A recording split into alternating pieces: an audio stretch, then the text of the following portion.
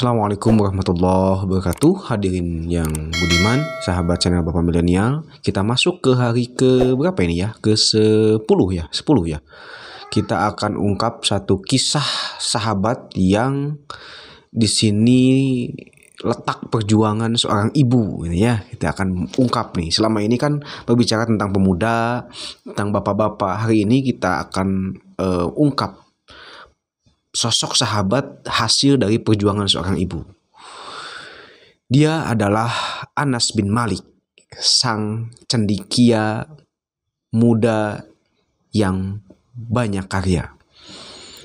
Hadirin rahimakumullah, ketika Islam hadir,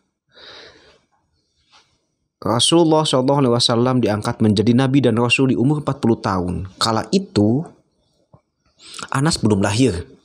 Bahkan Anas lahir itu 3 tahun setelah Rasul diangkat menjadi nabi dan rasul.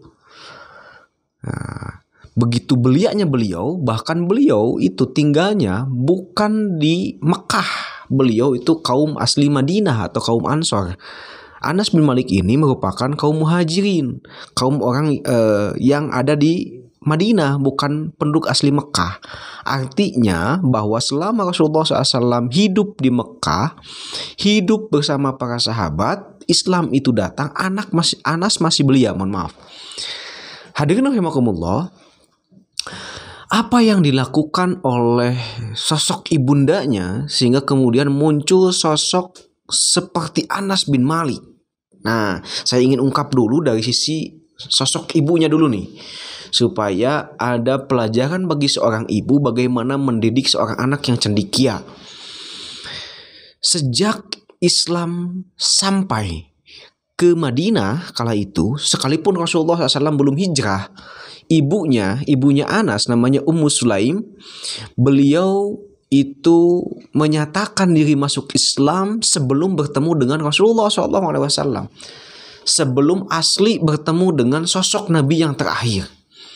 Sehingga ketika saat itu Ummu Sulaim selalu mendapatkan cerita-cerita, bahkan mencari cerita-cerita baik tentang kehidupan Rasulullah SAW. Bahkan beliau masuk Islam tadi sebelum bertemu dengan Rasulullah. Bahkan dengan masuk Islamnya beliau itu menyebabkan beliau harus bercerai dengan suaminya, karena suaminya kekeh mempertahankan agama nenek moyangnya. Maka hadirin rahimakumullah, ibunya ini mencoba untuk mempertahankan iman. Ibunya ini mencoba untuk mendidik seorang anak yang kelak menjadi pejuang Islam. Dan kita akan di kajian tentang Anas ini kita akan melihat pelajaran mahal dari dua sosok. Satu Anas bin Malik, yang kedua dari sosok ibunya. Saya ingin menyoroti dari sosok ibunya dulu. Nah, apa yang dilakukan, kurikulum apa yang dilakukan oleh seorang ibu dalam menciptakan anak seperti Anas bin Malik? Salah satunya adalah bagaimana beliau menceritakan kehidupan dan hal-hal terpuji yang ada dalam diri Rasulullah SAW. Setiap malam, setiap hari, setiap Anas bangun tidur, di umurnya Anas masih belia 3 tahun, 4 tahun, bahkan sampai 6 tahun, ibunya selalu menceritakan tentang kebaikan-kebaikan Rasulullah SAW. Sehingga di umur 6 tahun, bahkan ada yang menceritakan 7 tahun, Anas bin Malik ini memiliki rasa rindu yang luar biasa untuk bertemu dengan sosok yang sering diceritakan oleh ibundanya. Maka di umur 6 tahun ini, Anas bin Malik memberanikan diri berangkat dari Madinah ke Mekah, yang naik unta saja kala itu sampai waktu 10 hari. Betapa luar biasa seorang anak kecil merindukan sosok yang sangat dia cintai, dia kagumi. Betapa anak kecil hari ini, siapakah sosok yang dia kagumi? Superhero yang jauh dari nilai-nilai Islami.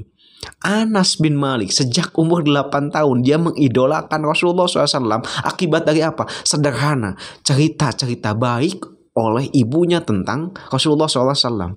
Maka pelajaran bagi seorang ibu yang pertama adalah, mari dalam mendidik anak itu tidak serta-merta kita harus mendidik hal-hal sifatnya keilmuan yang begitu berat. Hal-hal sederhana, cukup ceritakan kebaikan-kebaikan Rasulullah SAW. Cukup ceritakan kebaikan-kebaikan orang baik. Cukup ceritakan hal-hal yang membuat dia terdorong untuk menjadi orang baik. Contohlah, ceritakan tentang kehidupan ulama, ceritakan tentang kisah para ulama, sehingga dia memiliki sense, memiliki keinginan untuk menjadi seorang ulama. Betapa hari ini kita mengalami krisis kehidupan anak muda itu miskin idola. Yang dia idolakan itu bukan lagi ulama-ulama yang saleh, bukan lagi Rasulullah SAW, karena bisa jadi itu jarang diceritakan oleh seorang ibundanya. Maka lewat Anas bin Malik ini, pelajaran bagi seorang ibu, mari kita ceritakan di rumah hal-hal yang baik kepada anak kita, kepada keturunan kita tentang orang-orang baik, sehingga dia terdorong untuk menjadi manusia baik. Nah, inilah yang kemudian memotivasi Anas ketika saat itu untuk berangkat menuju Rasulullah SAW ke Mekah. Bahkan beliau ketika di Mekah mencari ilmu di umur 6 tahun. Bayangkan, anak usia 6 tahun di kita bisa apa? Anas bin Malik ketika saat itu sudah berkehendak untuk belajar bersama Rasulullah SAW. Bahkan beliau ketika pulang ke Madinah menceritakan tentang kehidupan Rasulullah SAW.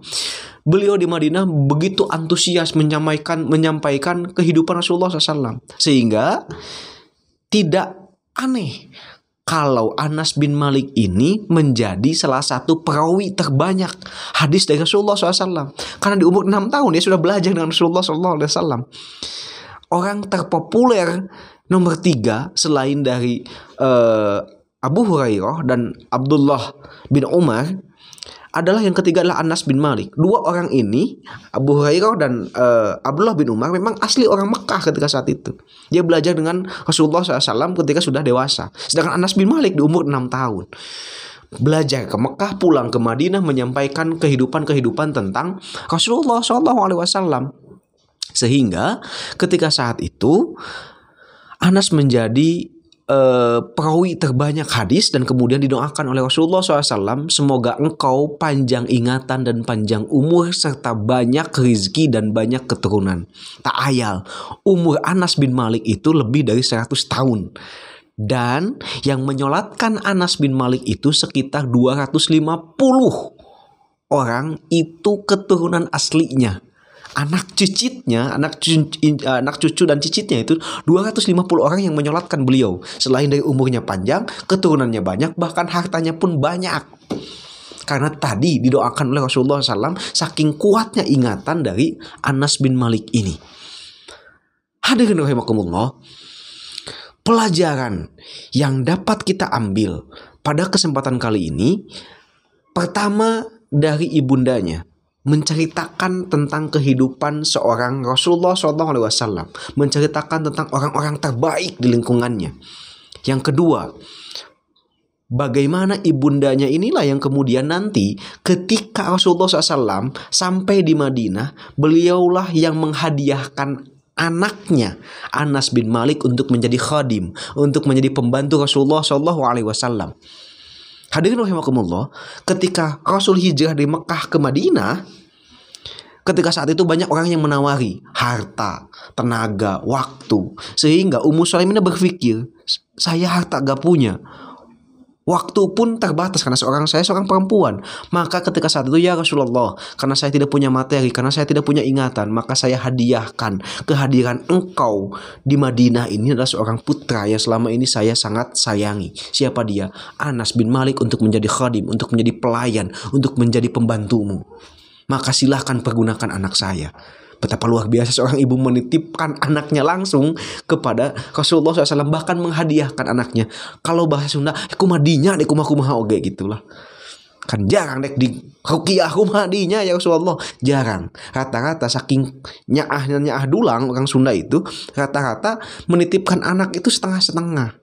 Silahkan desain anak saya, terserah engkau, wahai Rasulullah SAW. Itulah yang dilakukan oleh ibundanya Ummu Sulaim. Yang kedua adalah dari seorang Anas bin Malik. Apa yang dia lakukan sehingga kemudian dipuji oleh Rasulullah SAW, bahkan didoakan oleh Rasulullah SAW, karena kekuatan daya ingatnya, kekuatan beliau untuk menghafal hadis dan menghafal Al-Quran, serta menghafal gerak-gerik kehidupan Rasulullah SAW.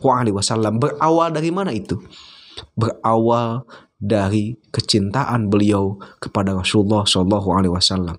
Betapa beliau sakit hati ketika agama yang selama ini diperjuangkan oleh Rasulullah SAW tidak dirawat dan tidak diwarisi oleh siapapun. Maka inilah semangat anak muda yang harus dimiliki oleh seorang anak muda, yakni semangat merawat Rasulullah SAW. Semangat merawat Rasulullah itu adalah semangat merawat warisannya. Apa warisan Rasulullah SAW? Al ulama warasatul anbiya. Warisan Rasulullah SAW adalah ulama, para orang-orang yang dititipi oleh Allah Subhanahu wa taala ilmu, maka semangatlah untuk mendekati para ulama. Inilah yang jarang dimiliki oleh anak muda. Demikian, kita ketemu lagi di besok di hari ke-11. Assalamualaikum warahmatullahi wabarakatuh.